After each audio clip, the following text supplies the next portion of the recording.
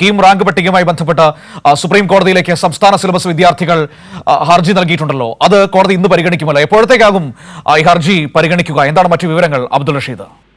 മനു, തീർച്ചയായും കീമിലെ പുതുക്കിയ റാങ്ക് പട്ടിക റദ്ദാക്കണമെന്ന ആവശ്യമാണ് ഇപ്പോൾ, അതായത് ഹൈക്കോടതി റദ്ദാക്കിയിട്ടുള്ള വിധിക്കെതിരെയാണ് സംസ്ഥാന സിലബസിലുള്ള വിദ്യാർത്ഥികളൊക്കെ തന്നെയും സുപ്രീം കോടതിയിൽ ഹർജി സമർപ്പിച്ചിരിക്കുന്നത്. ഈ ഹർജി അല്പസമയത്തിനകം തന്നെ പരിഗണിക്കുമെന്നുള്ളതാണ് നമുക്ക് മനസ്സിലാക്കാൻ സാധിക്കുന്നത്. ജസ്റ്റിസ് PS നരസിംഹ അധ്യക്ഷനായിട്ടുള്ള ബെഞ്ചാണ് കേസ് പരിഗണിക്കുന്നത്. പ്രധാനമായും ഈ കീമിലെ പുതുക്കിയ റാങ്ക് പട്ടികയിൽ നിന്നും കേരള സിലബസിൽ പഠിച്ചിട്ടുള്ള വിദ്യാർത്ഥികളൊക്കെ തന്നെയും പുറകിലേക്ക് പോവുകയും അതേസമയം CBSE സിലബസുകളിൽ പഠിച്ചിട്ടുള്ള വിദ്യാർത്ഥികൾ 1 മുതൽ 70 റാങ്ക് വരെയുള്ള പട്ടികയിൽ ഉൾപ്പെടുത്തുകയും ചെയ്തിട്ടുണ്ട്. ഇതിനെതിരെയാണ് ഇപ്പോൾ ഈ പട്ടിക റദ്ദാക്കണമെന്ന് ആവശ്യപ്പെട്ട് കേരള സിലബസിൽപ്പെട്ട വിദ്യാർത്ഥികൾ സുപ്രീം കോടതിയിൽ ഹർജി സമർപ്പിക്കുകയും ചെയ്തിട്ടുള്ളത്. അതേസമയം ഈ മറുപടി അല്ലെങ്കിൽ തടസ്സ ഹർജി ആയിക്കൊണ്ട് CBSE വിദ്യാർത്ഥികളുമായി ബന്ധപ്പെട്ട ഹർജി സുപ്രീം കോടതിയിൽ നൽകുകയും ചെയ്തിട്ടുണ്ട്. എന്തായാലും ഈ പ്രവേശനമടക്കം നിലനിൽക്കുന്ന സാഹചര്യത്തിൽ കോടതിയുടെ ഒരു ഇടപെടൽ ഏറെ നിർണായകമായിരിക്കും. പ്രത്യേകിച്ചും ഈ പ്രോസ്പെക്ട് ഭേദഗതി ചെയ്യാൻ